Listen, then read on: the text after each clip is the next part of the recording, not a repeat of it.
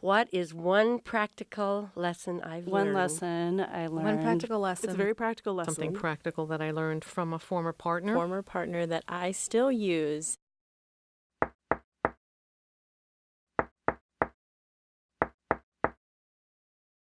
A practical skill that my first boyfriend taught me that I still use today, that I used last week actually, is how to find the stud in a wall without having like a device to do it.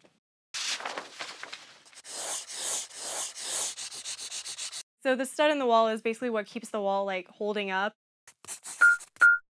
because everything else is just hollow drywall essentially. So it's really important if you're hanging something that's half of your body weight. There's nothing there to support it if you don't nail it into the stud, so you're basically just nailing into a thin sheet of empty wall. So eventually it's just not going to be able to hold it, it's gonna fall. I was hanging a wine rack at the time, and I had no idea what a stud was or why it was at all useful to what I was doing.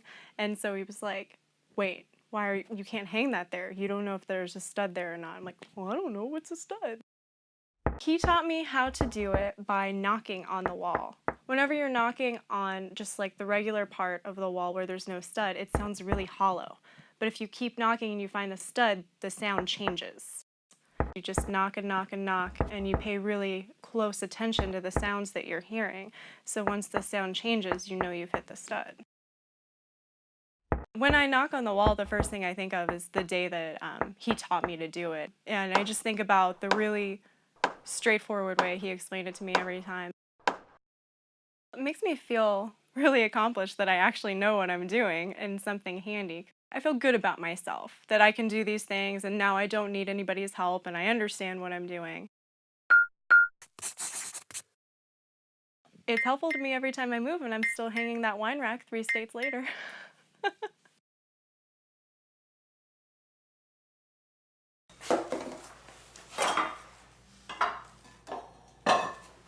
I make meatloaf, which was something I never made until I met my former husband, my ex-husband, and he taught me how to make meatloaf.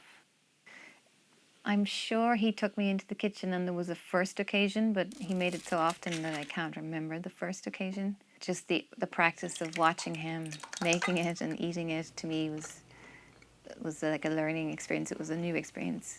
You take a pound of ground beef or whatever kind of meat you want to use. You mix it with 1 raw egg, a cup of oatmeal, and 1 cup of some form of tomato sauce, and salt, pepper, whatever you want to flavor it with. You mix it all up in a bowl and you put it in a Pyrex dish with greased inside and with the bay leaf on top. I still make this meatloaf as our daughter still likes to eat it, so she gets to have it in both houses. Every time I make the meatloaf, this person comes into my mind. I think about eating the meatloaf with him and just all that the meatloaf signifies. So I just associate meatloaf with the Kansan culture very much, and he's kind of a typical Kansan man. Red meat eater, quite traditional, conservative, but he always put a bay leaf on top, and in terms of his individual personality, that just captured his artistic flair and his need for order and beauty, I guess.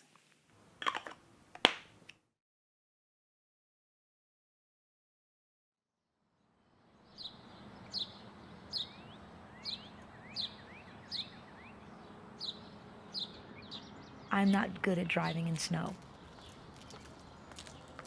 So I find myself at one point in this relationship constantly getting stuck in snow or sliding. And finally, I see him one day driving in the snow like a champ, and I'm like, he starts to slide, but he throws his car into neutral to stop the tires from rotating.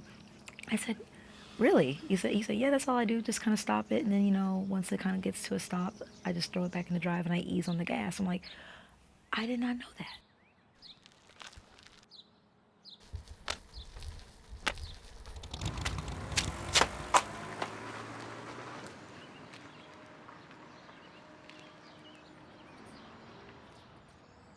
When I put the car in neutral and I drive in snow, I usually don't think about this person in any bittersweet or romantic way. I mean, it did at the beginning maybe, but over time, no. I think at the time I was 21 and he was like 19. It's kind of funny to look back on it now. I'm 33 now, so it's just like, oh wow, what we were thinking, so serious back then. But, he was very commitment phobic, very much like, let's just kind of take it as it goes. And the fact that I was kind of like, wanting to press the issue about being in a more serious relationship, throwing our relationship in neutral, throwing the car in neutral, it makes sense. He mastered it.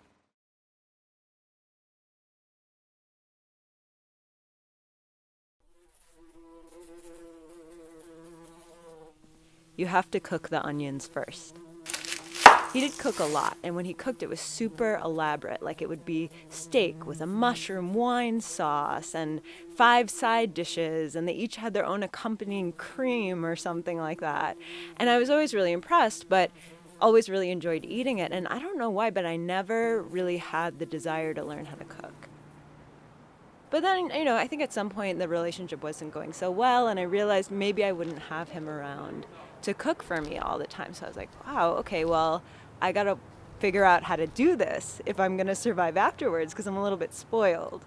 So I went up to him and was like, hey, you're cooking dinner. Well, how do you do it? Let me just watch you do it. Let me see how this gets done. And so he's like, okay, well, you have to cook the onions first. And I was like, okay. And then I think after that, I just drank a beer and sat in the corner and just waited for dinner to be done. I just kind of lost interest completely and just figured I'd learn eventually one day. Long story short, I guess we broke up. We broke up after that. I don't know how long after that, maybe even like a year or 2 years. Spoiled by all these meals. Found myself alone in my kitchen being like, crap, like I want to eat something. I'm sick of eating out. Like I just need to cook something. How do I do that? And I was like, oh yeah, you have to cook the onions first. So basically it turns out that the basis for a lot of different recipes in a lot of different cultures is that first you kind of chop the onions, and before you start cooking anything else, you have to saute the onion. If you cook them well enough or long enough, it gives everything else flavor. When I cook the onions first now, I don't know if it makes me seem heartless or what, but I don't think of him at all.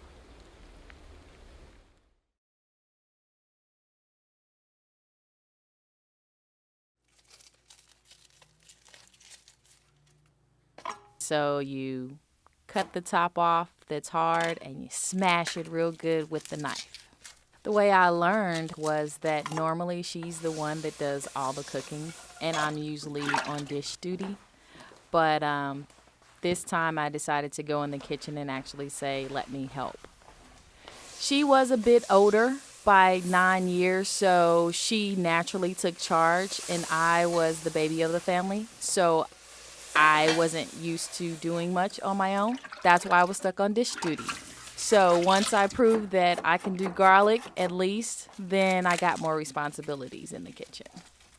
I now enjoy cooking so much from that start of helping out that day. Before I did not know how to cook or like to cook. Now I do it all. Now I create. Now I love to marry flavors. Now I love the savoriness of garlic. I actually use garlic in just about everything that I cook.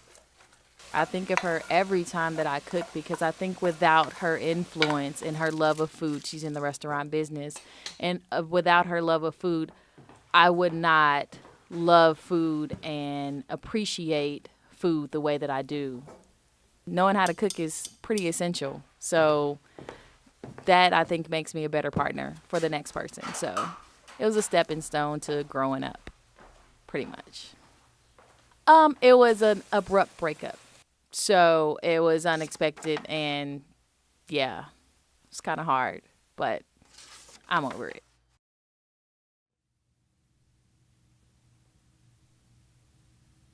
My ex-husband, we were young and dumb and had a good time.